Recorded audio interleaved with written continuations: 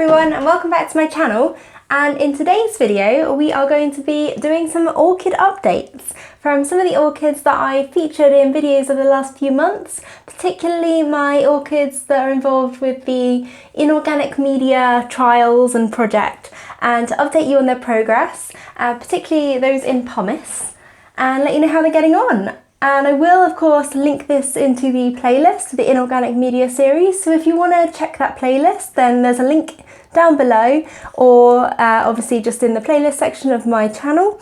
I do definitely recommend, if you're tuning in later, to watch the playlist, because that way you can see the project from the beginning, and I'm probably not going to have time to go back into descriptions as I'm kind of updating this more, and link into the description. So I definitely think it's probably the best way to do it is just to put them all into a playlist together, and that way you can always just check back that playlist for updates, because I think it's really important when you're starting off new projects or trying out new things to keep a record of like how it progressed and how it turned out, so that new people don't just watch the first video and think, oh great, this looks great, when actually like a month later it didn't work for me and I changed or whatever. So I just want to make you guys aware that I do update the playlists quite regularly, but that I don't always go back and update the description because I just don't have time, unfortunately. That would be the ideal way to do it. But yeah, so playlists if you want to catch up. For now, let's get on with the video. So I'm going to kind of just go through each orchid that I've pulled out to talk about today. So first, if we do my Pumice orchids,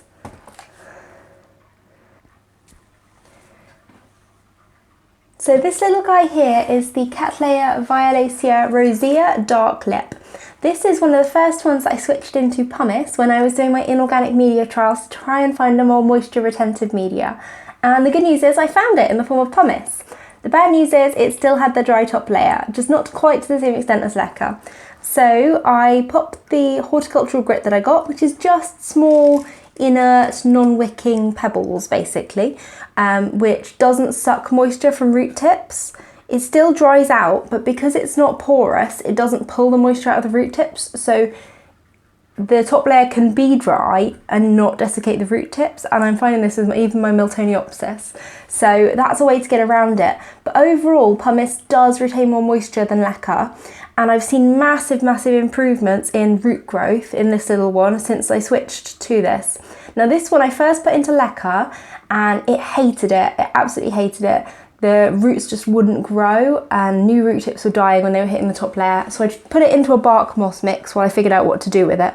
And it did quite well in the bark and moss mix. And I will link you to the video where I repotted it. But I really wanted an inorganic alternative. That's kind of what I'm all about. I really need, if possible, inorganic alternatives because they just make life so much easier. I just love working with them so much more. They eliminate that acidification of the media as you're getting close to a repot. I love self-watering wicking systems. Inorganic tends to provide more airflow than Sphagnum in my experience because you've got a bit more of a chunky media. So I switched it to this mix, which is mainly Pumice, but it does have some Leca scattered throughout. And you can see new root tips, new roots growing there, new roots growing there. Another new root going down in there, another one there. We also have some actually that are kind of covered in algae, which actually doesn't do any harm when it's just a reservoir. And you can see new root tips branching along the ones that are sat in the reservoir there. So it's doing really well. It's also finished off its new growth that it had, and it started another new growth. So it's actually finally progressing well, which it really wasn't doing when I was putting it in Leca. So this is definitely an improved inorganic media, at least in my setup, and that top layer of the non-wicking pebbles really helps with moisture retention, as I'll talk a little bit more about later with some more sensitive orchids that I've got. I've got a friend who's also trying this, and she ordered some aquarium gravel, and it seems to be doing the same sort of job as this horticultural grit. So essentially just a small non-wicking pebble to act as a layer to reduce moisture loss from the media, and also to just provide a non-wicking dry layer. So we're going to get a dry layer. I think that that's inevitable with any media. But if we can make it so the dry layer isn't going to kill the roots, like bark, you get a dry layer, but that's fine because it's not porous, it's not going to suck moisture from the roots. Leca, when you get a dry layer, it sucks all that moisture out of the roots and just kills the root tips in my environment. So we've replaced it with something that isn't going to do that. So I'm super, super happy with this. And as I'm sure you've seen in my repots recently, I am just adding this to all of my inorganic mixes. Even in the synthic mixes that are moisture retentive, it stops algae forming. It's brilliant. I love it. So that is the Cattleya Violacea Rosea Dark Lip. And this one here is a Cattleya that I repotted recently, which I actually believe is mislabeled. I'll see if I can find the correct name for this after discussion with someone in the description. I believe that this label isn't correct. I'm not sure if it's just supposed to be Duveni or something like that, but I will pop the correct name up on screen. Anyway, it's a seedling Cattleya that I got from Orchid Garden, and it again has just taken off going into the inorganic mix. So these ones are roots from before. It was in semi-hydro before, so it's always done well. It has always struggled with the dry top layer though. So I put it into a mix of pumice and leca, and we've got really good root growth, and the roots are actually much bigger than the roots it's produced previously. They're much thicker and chunkier looking. They just look healthier. You can see that root there tunneling down into the leca. And they just don't seem to have any problem with getting down past that horticultural grit top layer. So yeah, I'm super, super happy again. So that's another kind of illustration of the top layer of the non-wicking pebbles, really just helping the root tips get down into the media. Got another example of that with my Sederia japonica, which again, I really struggled with it in semi-hydro because of that dry top layer, and I'd get a lot of root tip desiccation. And finally, I've actually got some roots getting down past the top layer and going into the media, except for this one, which took a nosedive off the edge of the media, but that's fine. We got 2 of its new roots down in, actually 3, I believe. Let's just have a look at how this one is doing. If I can just move. Yeah, so you can see that root tip there has got down into the media with no problems. So that's my Sederia japonica, again in a mixture of pumice and leca. And not everyone has this issue with leca dry top layer in their environments, but for those who do, it can be a real killer. So I guess I wanted to make this update to kind of show that maybe I found some ways around it, even if you're not going to use pumice. I think just putting a top layer of non-wicking pebbles on the top really does help. And next up, I've got another Laelia, which is Laelia tenebrosa crossed with purpurata, and it's a sanguinea form of purpurata. This is it's a naturally occurring hybrid, I believe. So I think this is the name of the naturally occurring hybrid. It's such a vigorous hybrid, and I'm super, super happy with the size of this new growth. Again, I got this as a seedling from Orchid Garden. And look how chunky that new growth is compared to the rest of them. I think we're going to get a really, really big new growth from that. And got some happy sap just at the bottom there. It's doing super well. It's actually 2 plants now. It kind of split when I repotted it the first time. So this is the newest growth of this plant. New roots going down into the media. Lots of nice root tips there. Again, roots going right down into the reservoir there. So this is just in leca with the top layer of the non-wicking pebbles, and doing really well. Got a little root tip there I can use as an example.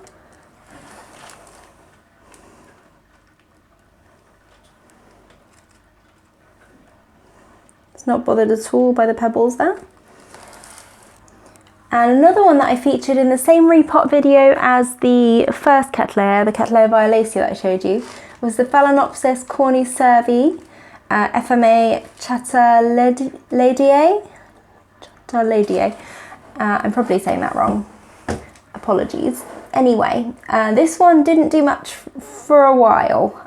It kind of took its time. I think I'd kind of stalled it a little bit actually by repotting it. It didn't have the greatest root system really, considering how long I'd had it. And it's finally producing a new leaf in there, which is fantastic. And Some of the root tips before had desiccated from, I think, when they touched the leca. I've kind of planted it at an angle this time to get all the roots in. But they're actually kind of bursting through the old dried root tips. We're finally getting the root kind of recovering there. And I've got really nice root growth, which I'm really happy with. I really think this particular Phalaenopsis requires that bit more moisture in the media. Leca in the semi-hydro or self-watering setup in theory provides a lot of moisture, but in practice you do get that gradation through the top layer. And if you can see, I've actually got moisture all the way up to kind of here where the pebbles start in the pot. Can you see that? So it's keeping the inside of the pot really nice and moist, rather than creating a dry top layer.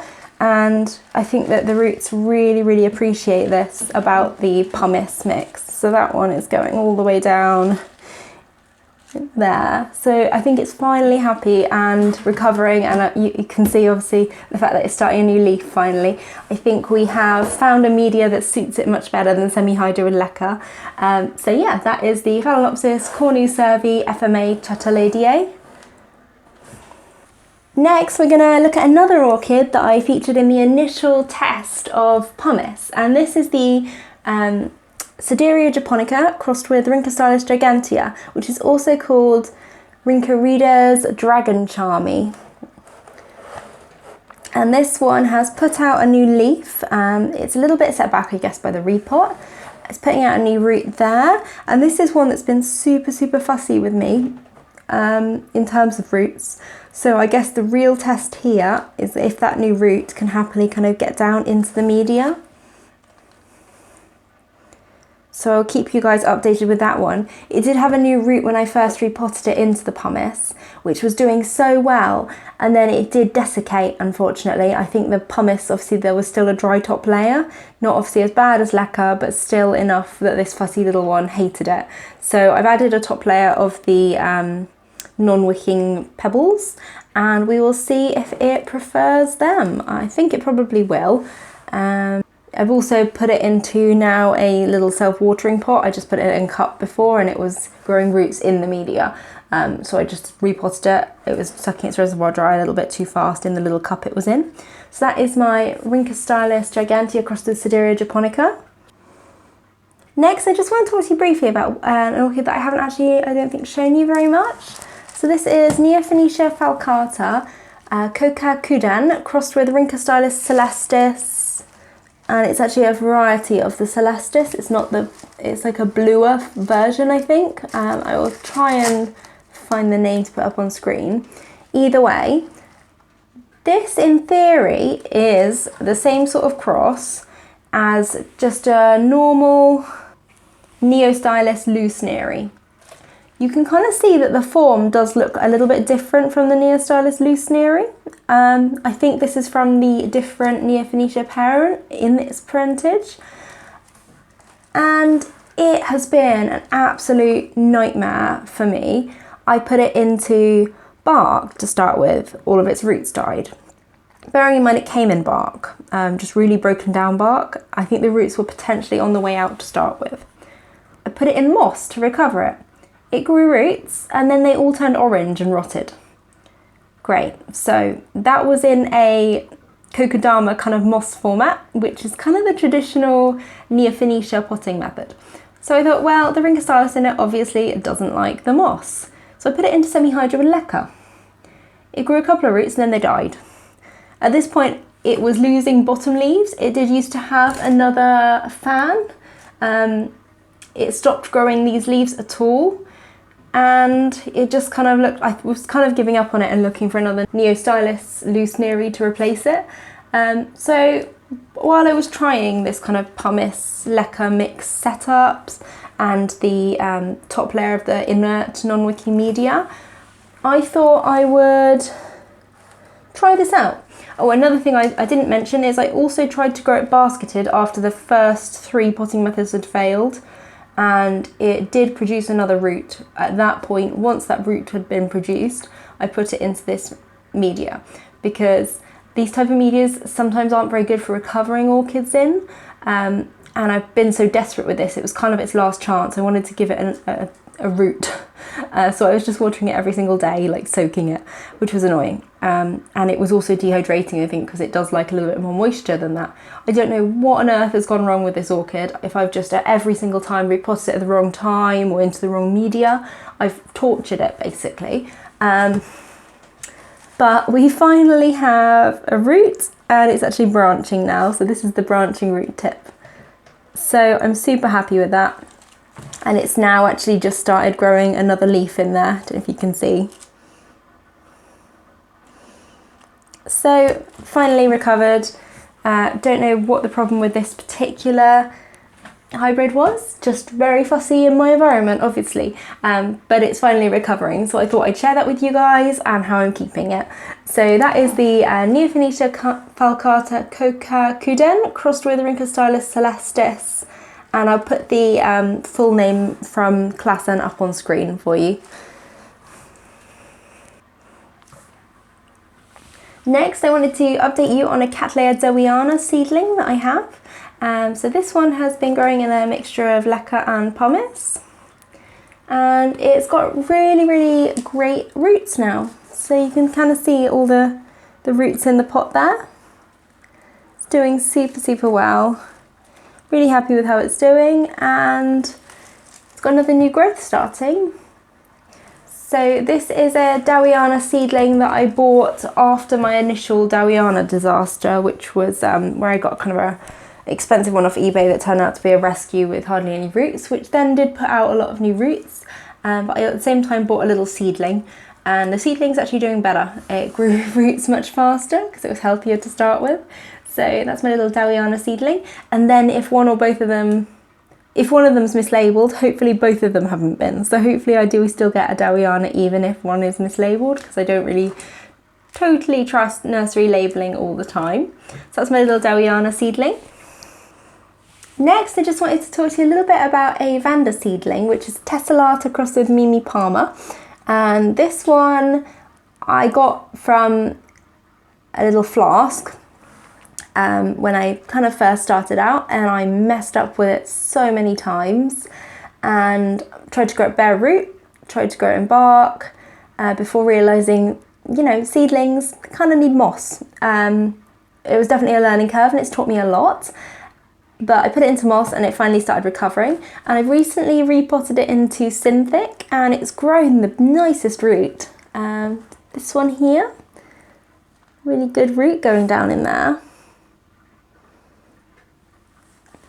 I think that's it in terms of roots for now that you can actually physically see, but it's doing a lot better, and you can see the leaf progression.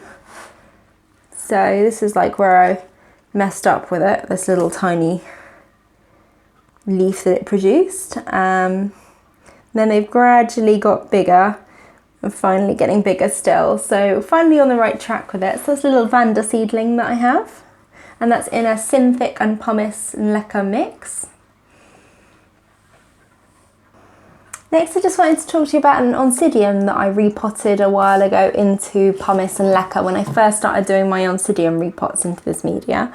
And this one is the Aliciara Renaissance Coral that I got reduced at a discounted stand at a plant shop locally to me. And it put out these two new growths, which actually look like they are either both coming from a very close eye to each other, or when I did the repot, it actually looks like one new growth came off the other. I'm not really sure what's going on there. I posted an Instagram story about it because it was really weird, but they basically, like, they look like they're sharing an eye. Like, literally looks like this growth is coming out of this growth, doesn't it? Let's just peel this back and see if we can.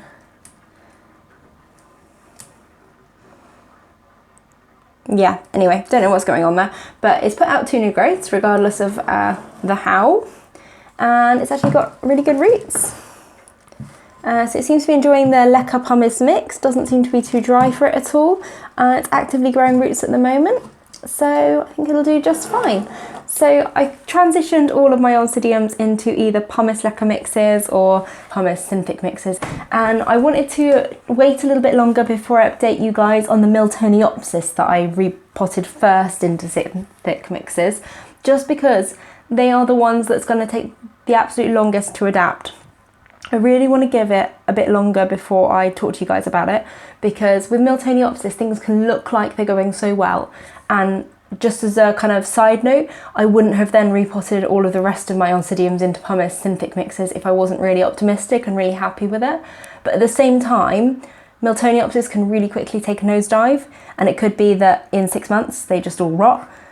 So I want to give it as long as possible before I update you guys on it, just to show you my real thoughts on the synthetic mix, not my initial thoughts. So that's why I'm not including them in this update, but that will hopefully follow in a couple of months' time once I'm confident that the results are real, and also that all of the Miltoniopsis react the same now that they're all repotted. So I will update you guys soon on the Miltoniopsis in synthetic. My last orchid that I wanted to chat to you about quickly today is my Cloecia Grace Dunn crossed with Self. This was one I got from Maya Orchids as a back bulb, and this is the bulb that it came with, and this is the bulb that it's produced. And you can see, like, it produces tiny little growth, and then it's just produced like layer upon layer upon layer of roots in there. So it basically just looks like a pile of roots. It doesn't even look like it's attached to this anymore, but I'm sure it must be somehow. I'm just not sure how. It's produced maybe like 7 or 8 layers of roots in circles. The actual roots in the pot obviously were coated in algae where it's constantly wet and has lots of nutrients in. But we've got so many roots just going down into the reservoir. It sucks the reservoir dry super quickly, this one. It's a very thirsty beast. All of the root tips are like branching. It's doing so well, and it's actually starting another new growth, I guess. It's got to be another new growth because it's definitely not its flowering season. So it started another new growth there, and it's just doing really well, and I'm really impressed with the size jump that it's got from the previous pseudo bulb up to this one. And I think it's still growing. I think it's stopped growing yet, but you never know, it might have. It's definitely still got some plumping to do. Something I've really noticed with Cloecias is that they kind of, obviously, I guess this is a catasetum thing in general, but they grow and then they plump, and they keep plumping for quite a while. So this isn't the finished product, even though it started another little new nub there. You can see that you can start to see some of the ridging along the bulbs, which I think means that it's kind of thinking about finishing growing. We will soon see anyway. So I just wanted to leave you with that update, guys. The Cloecia I'm really happy with, and I've actually potted a lot of my catasetums now into Ceramis mixes because it seems very foolproof for them in my environment in like a semi-hydro system. So that is my update for today on my inorganic media trials, and I'm super happy with the pumice and the top layer of the non-wicking pebbles. Those two things, as well as the synthetic and the Ceramis, have become staples in my potting media routines, and have definitely changed the way that I think about growing orchids, because now it's not just you can either put it in semi-hydro with lacquer or moss. There's so many more options for combinations of inorganic media that I don't need to go back to moss, I don't think, at this stage. But I will keep you guys updated anyway, because my thoughts on this could all change in a year's time. I could find negatives that I hadn't anticipated. So thank you so much for watching today, and I do hope that you enjoyed this video, and if you did, then don't forget to give it a like or subscribe to my channel for more regular orchid updates and updates on the inorganic media series. And I will see you guys later. Bye!